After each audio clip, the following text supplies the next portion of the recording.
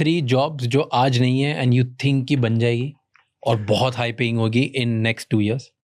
एक डेफिनेटली है जो हम अभी बात कर रहे थे कि जो वो इस टॉप 3% में होंगे जो AI एक्चुअली बना रहे होंगे, जो आर्किटेक्ट्स होंगे, जो बिल्डर्स होंगे, जो नए फाउंडेशनल मॉडल्स बना रहे होंगे। लोग LLM की बात कर रहे हैं, मेटा ने एक पेपर निकाला LCM, लार्ज कॉन्सेप्ट मॉडल, तो इसमें भी एडवांसमेंट की जरूरत है। जो इसको नेक्स्ट स्टेप पे ले जा रहे होंगे, that will be the insanely paid people. ठीक है, that's one space that I see. दूसरा मुझे लग रहा है, जो सबसे थोड़े पहले मैंने बात करी, कि I am very bullish about this quantum computing, because the way how the computer science is working today, that's gonna change पूरी तरीके से।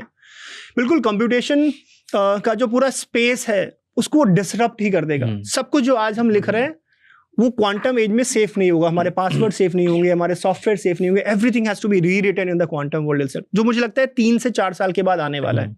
और यहाँ पे अगर कोई बिल्ड कर रहा है, कोई स्टार्टअप बना रहा है, and I am very amazed, मुझे लगा कि कोई शायद क्वांटम में इंडिया में काम नहीं कर रहा होगा। I went to one of the startup expo and already 100 से ज्यादा कंपनीज है जो थोड़ा क्वांटम पे ऑलरेडी काम करना चालू कर लिया है। तो कोई अगर क्वांटम में कुछ चीजें बिल्ड कर रहा है, क्वांटम में स्किल सेट डेवलप कर रहा है, आई इंसेनली फील इसमें ह्यूज अपॉर्चुनिटी है कंप्यूटर साइंस के एज में।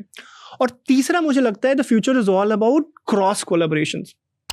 देखो, जब इंजीनियरिंग चालू हुई थी, जब मैं एडमिशन ले रहा था, तो वेल डिफाइंड इंजीनियरिंग ब्रांचेस थे, कंप्यूटर साइंस था, सिविल था, मैकेनिकल था, एक एक नाम के ब्रांचेस थे। फिर धीरे धीरे लोगों को लगने लगा कि बहुत लोग कंप्यूटर साइंस को लेके पागल हो रहे हैं, सबको कंप्यूटर साइंस चाहिए। तो प्राइवेट कॉलेज ने क्या करा, सब में कंप्यूटर साइंस का छिलका डालना चालू कर दिया। Electrical with computer science, electronics with computer science, mechanical with computer science, computer science के 5 variation, computer science with AI, computer science with data science, computer science with full stack development, जितने भी variations possible हो सकते थे, इस तरीके से चालू हो गया। अब लेटली क्या हुआ है, AI आ गया। AI is the new buzzword. आप देखो AI हर जगह। मैं शॉपिंग मॉल जाता हूँ और देखता हूँ, भाई फ्रिज में AI है, AC में AI है।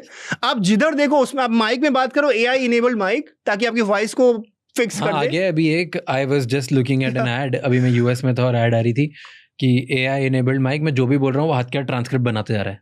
तो मुझे लगता है AI आज के डेट में धनिया हो गया है। जैसे हर सब्जी में आपको धनिया को स्प्रिंकल करना होता है, अगर आपको अच्छा साउंड करना है, you have to sound crazy. या पॉडकास्ट में जा रहे हो, आप सेशन में जा रहे हो, आप AI बोल दो। हमारी मीटिंग्स होती है, सारे बिजनेसमैन, उनको कोई मतलब नहीं है टेक से, they have nothing to do with the tech, but every 2 words that they use AI word there, right? So AI has become a new dhania. And इसी तरीके से, तो because of this now there is something which is like, जो थोड़ा सा buzz है, but there is some reality and substance to also, that कि AI is here to stay, right? AI ये जाने वाला नहीं है। तो in the coming days how I see is that things will be very much interlinked, right? आप कोई भी ब्रांच कर रहे हो, अगर मैकेनिकल है तो उसमें आपका AI इन्वॉल्व होगा, आपका इलेक्ट्रिकल है तो उसमें इन्वॉल्व होगा, और इंटरडिसिप्लिनरी चीजें हम काफी इवॉल्व करेंगे। और beautiful thing about the computer science is that कि almost every industry they need AI people, they need the computer science people. मैं कहता हूँ, जब भी एक नई कंपनी चालू होती है, 4 सॉफ्टवेयर इंजीनियर्स का घर उससे चलता है। हर एक कंपनी को आज के डेट में वेबसाइट बनाना है, मोबाइल ऐप बनाना है, उसको स्मार्ट बनाना है।